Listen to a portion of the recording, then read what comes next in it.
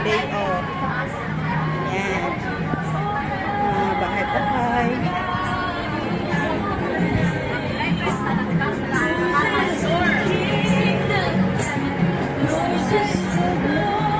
Yan.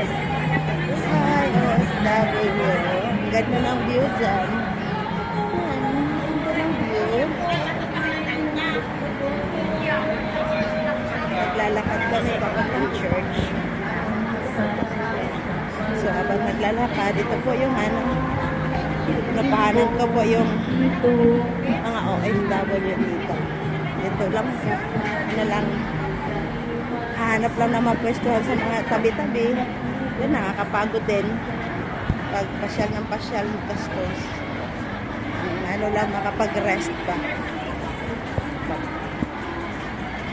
Ba yung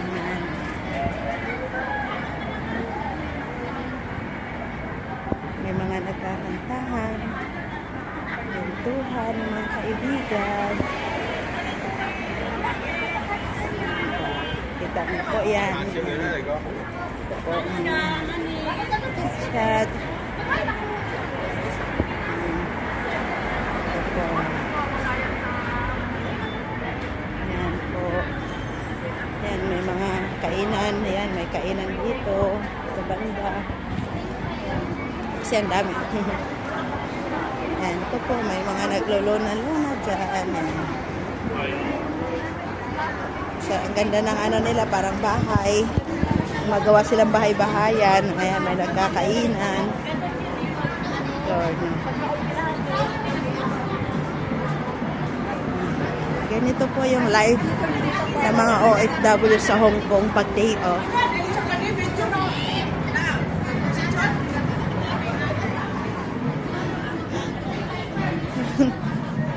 May natutulog.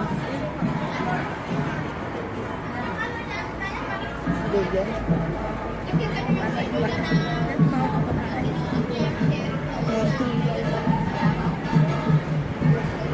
Ayan po. Ito po yung life po ng OFW dito.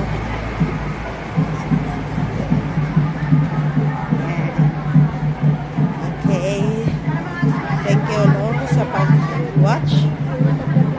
Share ko lang po yung buhay ng OFW pag day off dito sa Hong Kong. Pakita ko po sa inyo magandang view dito. Yan po. Thank you for watching. Hello guys. Nandito po ako ngayon sa Shinta. Kasama ko po yung kasama sa church. Dito sila. Kakain po kami.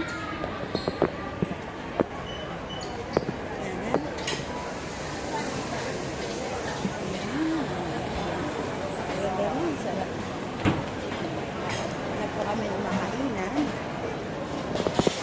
Oo.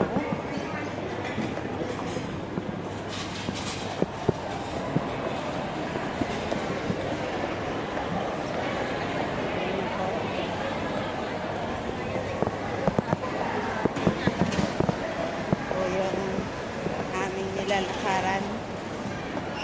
Galing po kami ng evangelism.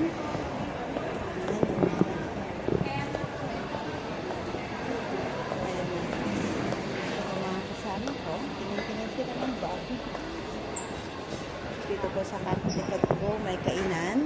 Yan, first class. Marami pong mga bibili. Pera lang po ang wala. Yan po. Dito din po sa likod ko. Yan. Maganda po itong place. Na kainan po namin. Yan po. Opo.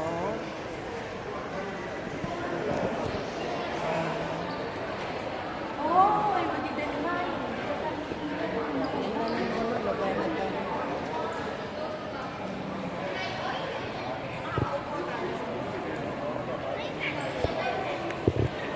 Guys, dito lang po muna. Kain muna kami. Maghanap kami na makakainan. Saan sila? Ano mga kasama ko? Nawala na. Iniwan na nila ako. Kasi video ko more. Bye-bye!